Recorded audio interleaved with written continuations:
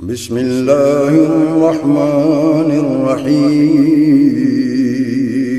شروع اللہ کے نام سے جو بڑا مہربان نہایت رحیم۔ اور میرے بھائیو بہت سے سوالات عصر کی نشست میں بھی ہوئے، ان میں سے بعض کا جواب میں دیتا ہوں۔ لوگ بہت سے مسائل کے بارے میں بہت سی آیتیں پوچھتے ہیں۔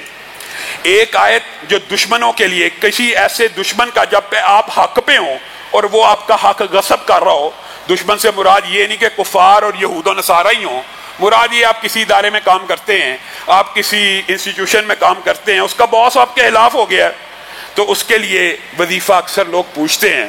تو قرآن پاک کی ایک آیت ہے جس سے یہ وظیفہ مستعار ہے، ربی انی اور ربی انی دونوں پڑھ سکتے ہیں۔ ربی انی مغلوب فانتصر، ربی انی مغلوب فانتصر، اور اس کے ساتھ جو حدیث اور اسلاف کے روایت ثابت ہے وہ یہ ہے، اللہم انا نجعلک فی نحورہم ونعوذ بک من شرورہم۔ یہ بھی وظیفہ آپ نے یاد کرنا ہے، یا یہ یاد کر لیں اللہم اکفینیہم بما شئت، جیسے آپ چاہیں اللہ ہمیں اس کے شر سے بچا لیں۔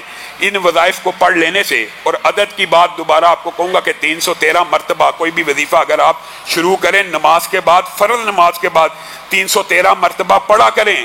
اسی طرح شوگر کے مریضوں کے حوالے سے ربی ادخلنی مدخل صدق واخرجنی مخرج صدق واجعلنی من لدنک سلطانا نصیرا، یہ وظیفہ بڑا مجرب ہے۔ اسی طرح مختلف بیماریوں کے حوالے سے بہت سے وظائف ہیں، لیکن اگر انسان کسی ایسی سچویشن میں پھنس جائے کہ جہاں سے اب نکلنے کی امید نہیں، بندہ وینٹیلیٹر پہ چلا گیا ہے، بندہ ایسی حالت میں پہنچ گیا ہے کہ اب نکلنے کے امکان کم ہے، تو اس وقت یہ وظیفہ بڑا مجرب ہے۔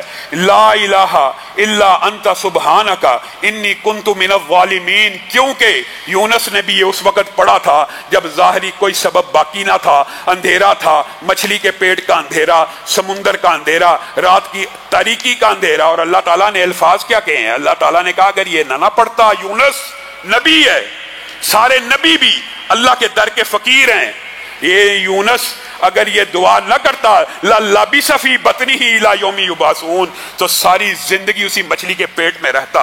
گویا لا الہ الا انت سبحانک انی کنت من الظالمین آپ نے کثرت سے پڑھنا ہے۔